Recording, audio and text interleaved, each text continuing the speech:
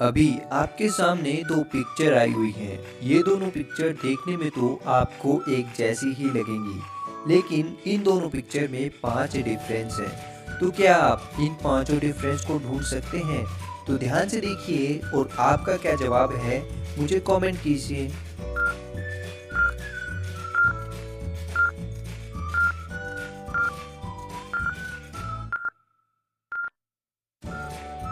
चलिए इसका सही जवाब देखते हैं। पहला डिफरेंस यहाँ बादल नहीं है।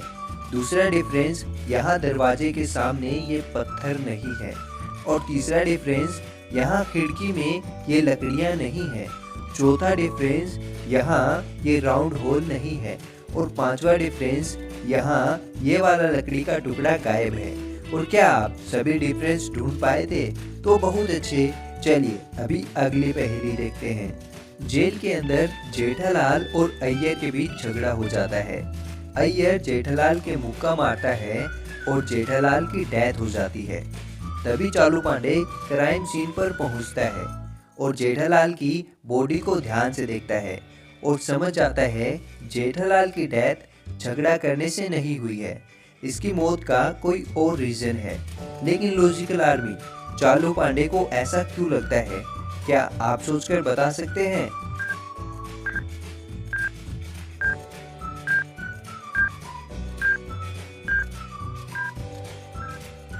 चालू पांडे देखता है जेठालाल के होठ ग्रीन हो गए हैं और जेठालाल ने अपनी प्लेट से आधा खाना ही खाया है और उसकी प्लेट के पास एक चूहा भी मरा पड़ा है।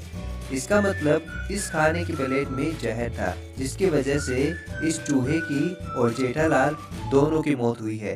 तभी चालू पांडे वहां खाना बनाने वाला और बाकी लोगों की स्टेटमेंट सुनता है। राहुल कहता है, सर मैं तो सिर्फ यहाँ खाना लाता हूँ, मुझे नहीं पता यह सब कैसे हुआ। सूरज कहता है, मैं तो सिर्फ सभी के लिए खाना बनाता हूँ, मुझे नहीं पता यह किसने किया। और फिर आकाश कहता है, मैं तो सुबह से बगल वाली सेल में साफ सफाई कर रहा था, मुझे नहीं पता यह सब कैसे हुआ। इन सभी की बातें सुन चालू पांडे सबसे पहले किचन में जाता है जहां खाना बन रहा था और फिर पास वाली सेल में जाकर देखता है और तुरंत समझ जाता है कौन झूठ बोल रहा है। लेकिन लॉजिकल आर्मी, क्या आप सोचकर बता सकते हैं कौन झूठ बोल रहा है? आपका क्या जवाब है? आप अपना जवाब मुझे कमेंट कीजिए।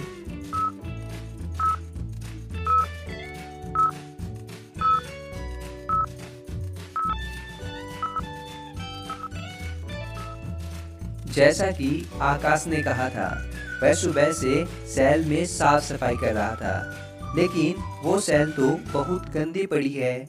मतलब वह झूठ बोल रहा था। उसने सेल साफ नहीं की, बल्कि उसी टाइम जेठालाल के खाने में जहर मिला दिया और उसे मार दिया। चालू पांडे समझ जाता है और उसे पकड़ लेता है। Case sold. चालू पांडे की समझदारी के लिए जल्दी से वीडियो को लाइक कर दीजिए। चलिए अभी अगली पहेली देखते हैं। टप्पू जेठालाल का बेटा है, तो बताइए जेठालाल टप्पू के पापा का क्या है?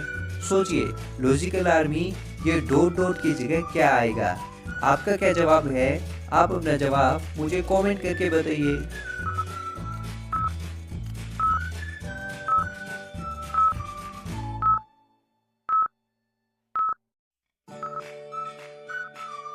चलिए इसका आंसर देखते हैं। टप्पू जेठालाल का बेटा है, तो जेठालाल टप्पू के पापा का नाम है। चलिए अभी अगली पहेली देखते हैं। एक दिन जेठालाल और बबीता जी दोनों घूमने जा रहे थे।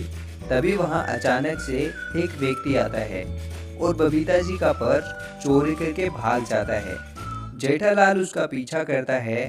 तभी वह चोर वहां खड़ी कार से भाग जाता है। जेठालाल भी एक स्कूटर से उस चोर का पीछा करते हैं और आगे जाने के बाद जेठालाल देखता है कि जो कार चोर लेकर भागा था, सेम वैसी ही 3 कार यहाँ पर खड़ी हैं। तो चोर इनमें से ही किसी घर के अंदर छिपा हो सकता है।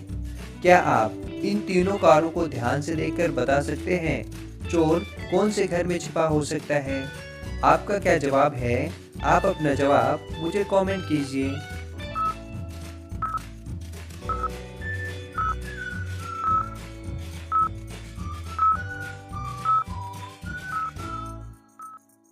इन तीनों कारों को ध्यान से देखिए। इस पहली वाली कार पर पेड़ के पत्ते गिरे हुए हैं। इसका मतलब यह कार पहले से ही यहाँ खड़ी हुई है। और इस कार पर भी पत्ते गिरे हुए हैं, तो ये भी पहले से ही खड़ी हुई हो सकती है।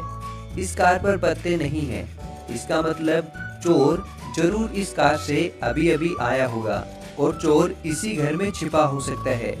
जेठालाल उस घर में अंदर जाता है तो वहाँ जेठालाल के सामने 3 लोग होते हैं। अब जेठालाल कैसे पता करेगा इनमें से असली चोर कौन सा है? आपका क्या जवाब है? आप अपना जवाब मुझे कमेंट कीजिए।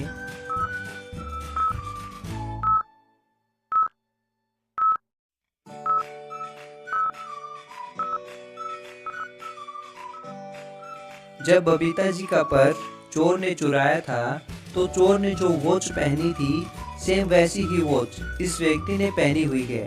इसका मतलब यही चोर है। इसी से जेठालाल समझ जाता है। लेकिन क्या आप समझ पाए थे और क्या आपने चोर को पकड़ लिया था? तो बहुत अच्छे। चलिए अभी अगली पहेली देखते हैं। अभी आपके सामने 2 इमोजी आई हुई हैं। इन दोनों इमोजी को ध्यान से देखिए और बताइए इन दोनों इमोजी से किस शहर का नाम बनता है? आपका क्या जवाब है? जल्दी से मुझे कमेंट कीजिए।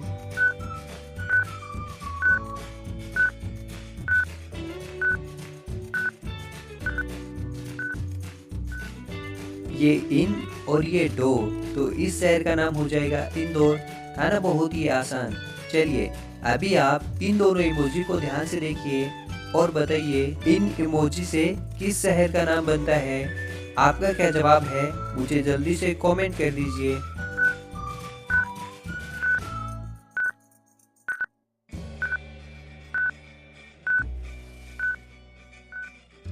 चलिए इसका सही जवाब देखते हैं। ये सिम और ये ला, तो इस शहर का नाम हो जाएगा शिमला। था ना बहुत ही आसान। चलिए अभी अगली पहेली देखते हैं। अभी आप इन दोनों को ध्यान से देखिए, जो कि एक तरफ बबीता जी है और वहीं दूसरी तरफ दया है। और बताइए इन दोनों में से किसका पति जिंदा है? आपका क्या जवाब है? आप अपना जवाब मुझे कमेंट कीजिए।